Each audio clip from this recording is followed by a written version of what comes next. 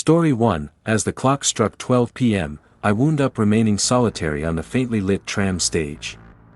The air was weighty with a scary quietness, broken simply by the far-off thunder of trains. I had missed my standard train and presently needed to hang tight for the following one. Much to my dismay that this night would be not normal for some other, as I looked down the tracks, a weak shine grabbed my eye. A train was drawing closer, however it was not normal for any train I had at any point seen. It looked old, shrouded in layers of residue and grime, as though it had been neglected by time itself. The shine that encompassed it was an extraordinary blue, projecting an ethereal light that moved along the edges of the stage. I squinted, persuaded that my drained eyes were pulling pranks on me. Yet, as the train moved nearer, I could see it plainly, an outdated train with a line of classic carriages limping along. Every window held a delicate, tormenting light, and as the train roared past me, I saw something that creeped me out, shadowy figures situated inside, their eyes loaded up with a puzzling bitterness and yearning. The breeze got as the apparition train surged by, and I could nearly hear the weak murmurs conveyed by its wake. My heart dashed, and a chill ran down my spine as I watched the train vanish into the passage ahead. The station was by and by covered peacefully, yet the memory of what I had seen waited. Sending a flood of disquiet through me, I really look at the time, the following booked train was expected shortly. I attempted to shake off the sensation of anxiety, letting myself know it was simply weakness pulling pranks at the forefront of my thoughts. However, as I paused, a delicate, sad song started to consume the space. It was a melody not at all like any I had heard, both lovely and tormenting, as though it conveyed the heaviness of 1,000 distresses. Unfit to oppose its force, I followed the sound, strolling along the stage and slipping a tight flight of stairs that I had never taken note. The song appeared to lead me more profound into the tangled passages of the tram framework, and with each step, I felt a feeling of both interest and fear. As I turned a corner, the wellspring of the tune materialized, a metro vehicle washed in a delicate, ethereal light. The entryway was marginally partially open, and the eerie tune appeared to spill out from the inside. Automatically, I ventured inside, my heart beating in my chest. The inside of the vehicle was not normal for anything I had seen previously. The walls were embellished with complicated designs. And the seats were extravagant and dated, and afterward I saw them, the travelers. They dislike any travelers I had at any point seen on a tram. They had a clear quality, and their eyes held a profundity of feeling that was practically substantial. As I sat down, the tune appeared to crescendo, filling the vehicle with its melancholic magnificence. I felt a peculiar combination of dread and interest as the train began moving, its wheels shrieking against the tracks in an unpleasant congruity with the tune.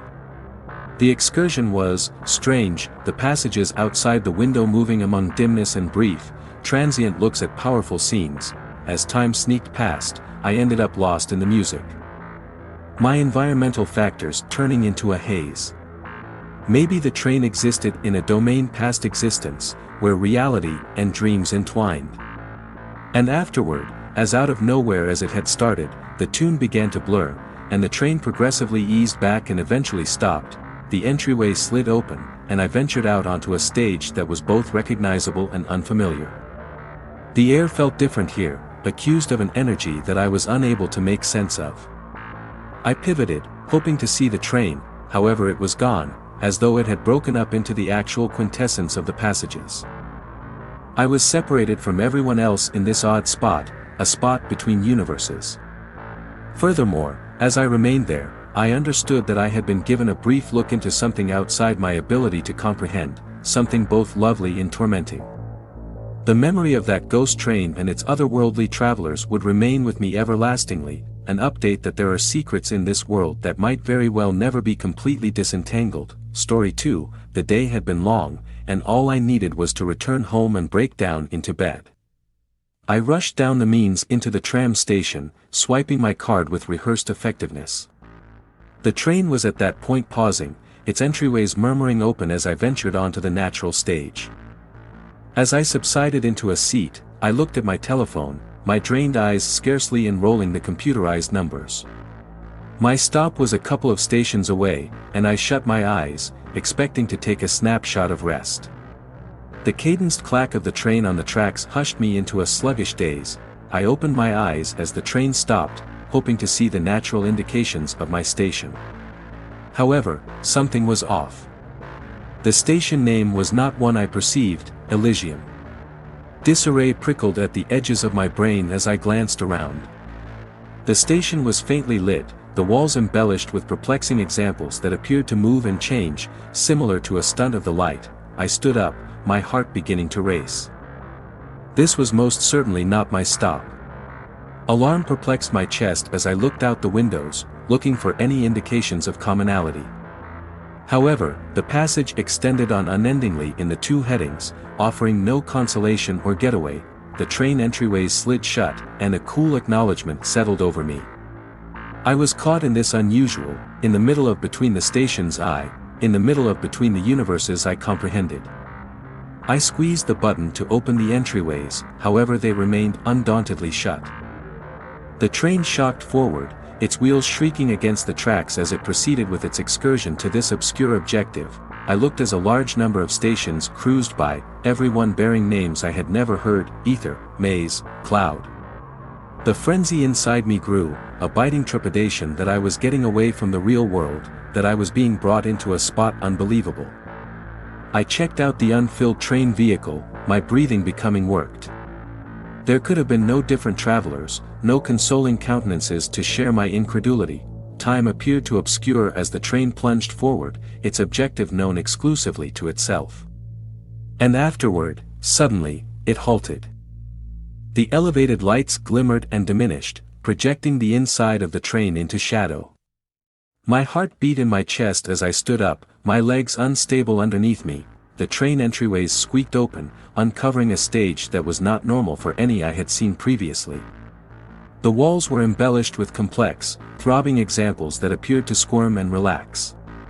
The air was thick with a supernatural energy, and a feeling of disquiet settled over me, similar to a load on my shoulders. I ventured onto the stage, my strides reverberating in the quietness.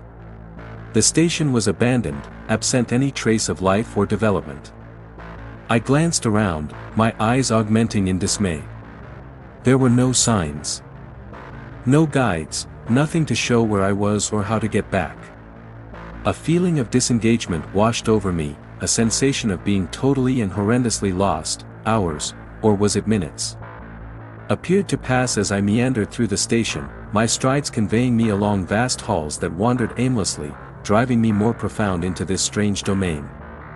The air became colder, and the walls appeared to surround me, choking out me with their outsider presence.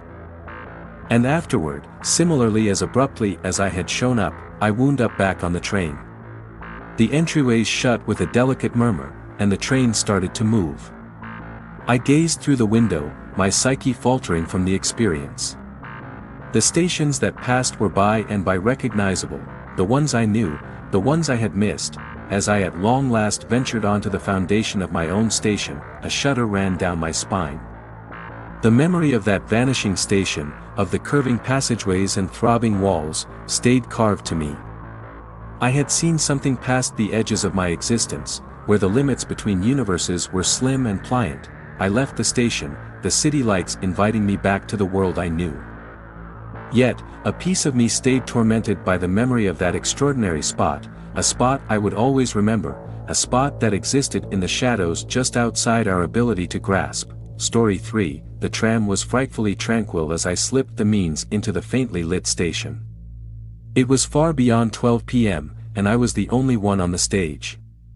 The elevated lights cast a pale shine, making moving shadows that moved along the edges of the tiled walls. That I swiped my Metro card and sat down on one of the well-used seats, my weariness weighing vigorously on my shoulders. The train was expected to show up any moment, and I shut my eyes, wanting to track down a snapshot of comfort in the midst of the isolation. As I sunk into the quietness, a weak sound grabbed my eye. From the beginning, it was practically subtle, a delicate, tormenting song that appeared to drift through the air like a murmur conveyed by the breeze. I woke up, my temple wrinkling in disarray.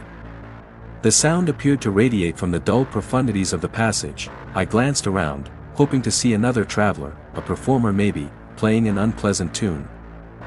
Be that as it may, the stage stayed vacant, absent any indications of something going on under the surface. The song developed further, meshing its direction into my viewpoints, an eerie and lovely tune that appeared to hold a powerful charm. Interest blended with disquiet as I stood up and followed the sound. Maybe the tune had a unique kind of energy, directing me through the twisted sections of the tram framework. I plummeted one more arrangement of steps and turned a corner, the tune becoming stronger with each step. I ended up in a piece of the station I had never seen. The walls were decorated with perplexing examples, and the air felt accused of an extraordinary energy. The song appeared to come from all over and no place at the same time, encompassing me in a cover of sound. I kept on strolling, practically in a daze, my faculties consumed by the eerie song. Maybe my general surroundings had blurred out of spotlight, passing on just the music to fill my contemplations. The progression of time became unessential as I followed the sound, my feet moving willingly, and afterward, I entered an enormous chamber that appeared to shine with a delicate, ethereal light. In the focal point of the chamber stood a figure, their back went to me. They held an instrument, a violin, and as their bow moved across the strings, the unpleasant song expanded to a crescendo. I watched, captivated, as the figure played enthusiastically that appeared to rise above the real world. The song turned into a deluge of feelings, an orchestra of yearning and distress that resounded profound inside me. It was painfully lovely. At this point there was an inclination of something hazier, something that creeped me out. As the last notes lingered palpably, the figure gradually went to confront me. Their elements were clouded by shadows, and their eyes sparkled with a force that sent a chill down my spine. They brought the violin up in a quiet motion, their eyes locked on mine, and I felt a puzzling desire to take the instrument. Automatically, I connected and took the violin. The second my fingers contacted the cool wood, a shock of energy flowed through me, a flood of feelings so overpowering that I figured my heart could explode. The figure gestured, their demeanor indiscernible, and motioned for me to play. As the bow met the strings, the song moved from me as though it had forever been inside me. Ready to be delivered. The chamber appeared to vibrate with the music, the walls throbbing in time with the unpleasant tune. Yet again and afterward, as the last notes repeated, the chamber started to blur, the light diminishing until I was remaining on the stage. The song actually waited in the air, a spooky reverberation of the experience. I glanced around, my heart beating, my psyche staggering from what had quite recently happened. The metro train maneuvered into the station, its entryways sliding open. I ventured inside, the memory of the eerie song carved into my spirit. As the train shook through the passages, I was unable to shake the inclination that I had seen something past the customary. Something both wonderful and disrupting. The song had moved me to a spot where the limits among the real world and the ethereal were obscured, a spot I would never completely fathom. What's more, as I ventured off the train and into the cool night air, the eerie tune actually played to me, an update that there are secrets in this world that may perpetually escape our comprehension.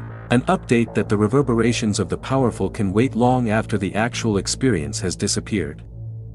Story 4, the metro vehicle was almost unfilled as I stepped on, the inconvenient time ride promising a peaceful excursion home.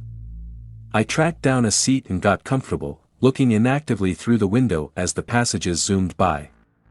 The musical sound of the train on the tracks made a mitigating foundation commotion, and my drained brain started to float. I looked up and got a brief look at my appearance in the window opposite me. My own drained eyes gazed back, a face set apart constantly's fatigue. Be that as it may, as I kept on looking, I saw something bizarre. My appearance appeared to be moving, its highlights transforming into something else. Maybe I was checking out at a variant of myself from another reality. I squinted, persuaded that my eyes were pulling pranks on me.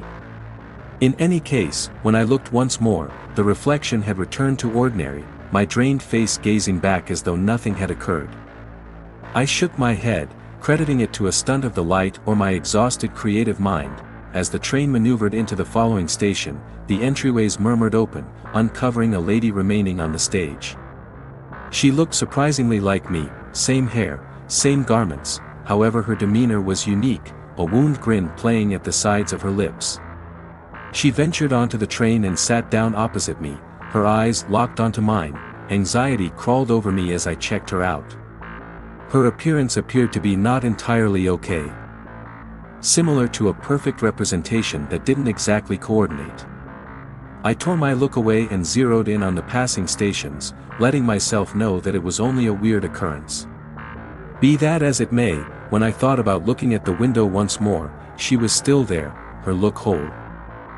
A chill ran down my spine as I understood that I was unable to get away from her look. I peered down at my hands, holding the edge of my seat, attempting to consistent myself. At the point when I at long last turned upward once more, I saw her appearance mirroring my developments impeccably, her grin becoming more extensive, more evil. I moved awkwardly, my heart hustling as the train forged ahead with its course. I took one more look at the window, just to observe that her appearance was currently creeps from my own, her contorted grin now a pernicious smile. Her eyes bore into mine, loaded up with an obscurity that sent an influx of dread crashing over me. I stood up suddenly, staggering back with dismay. Different travelers on the train looked at me, disarray carved on their appearances. I glanced back at the window, hoping to see the reflection still there, however it was no more. My own drained face gazed back at me, the elements unaltered. I staggered off the train at the following station, my heart actually hustling, my brain a hurricane of dread and disarray. What had I seen? Was it a stunt of the brain, a pipe dream welcomed on by weariness?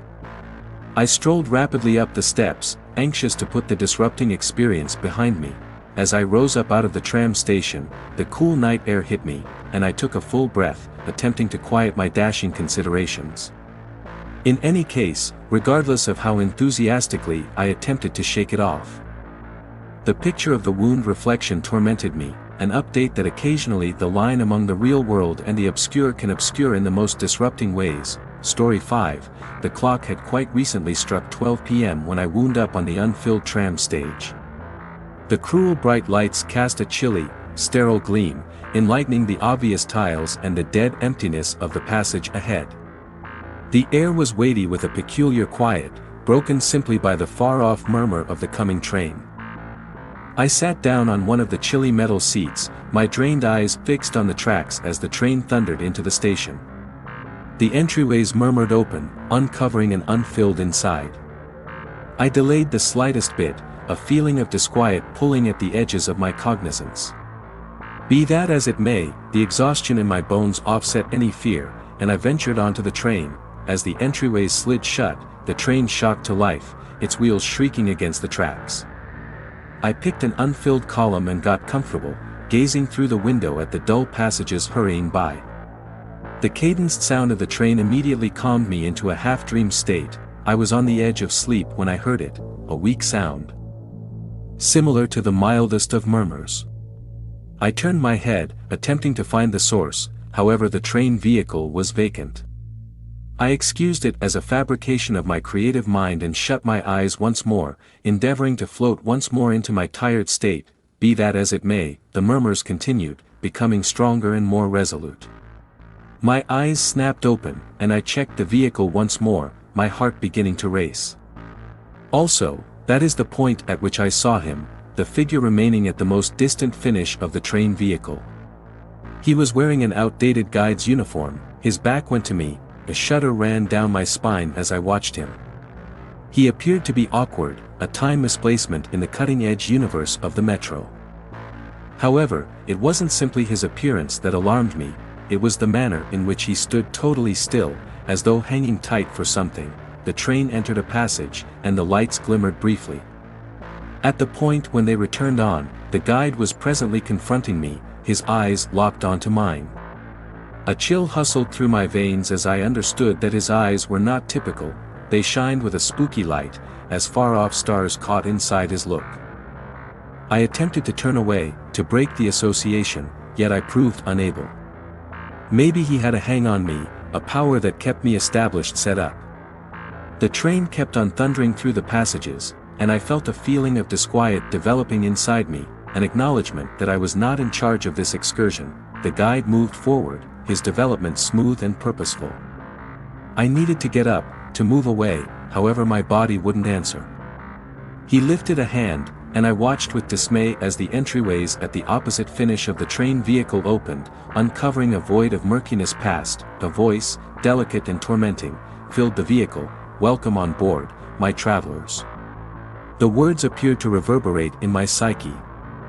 A combination of greeting and advance notice. The opposite finish of the train vehicle was presently loaded up with shadowy figures, their highlights clouded by haziness. I felt a rising frenzy as I understood that I was caught with the 12 p.m. guide and his spooky travelers. The train appeared to accelerate, plunging through the passages quicker than ought to have been conceivable. The figures somewhere far off began to push toward me, their eyes fixed on mine. I at last figured out how to tear my look away from the guide and staggered to my feet, my heart beating in my chest. I hurried toward the entryways, my fingers mishandling for the button to open them. The guide's voice followed me. A chilling murmur, leaving unexpectedly early, the entryways slid open, and I essentially fell onto the stage as the train shrieked to an end. I thought back, hoping to see the guide and his travelers, yet the train vehicle was unfilled. The stage was abandoned, the passage loosening up into obscurity. I remained there, attempting to pause and rest, attempting to understand what had simply occurred. The train's entryways shut, and with an unexpected shock, it began moving once more, evaporating into the profundities of the passage. As I left the stage, the occasions of that evening replayed to me. The memory of the 12 p.m. guide and his spooky travelers would remain with me, an update that there are things in this world that exist outside our ability to comprehend, past the limits of the standard. Furthermore, once in a while, when the clock strikes 12 p.m. and the world is covered in murkiness, the obscure can wake up in the most disrupting of ways. The end.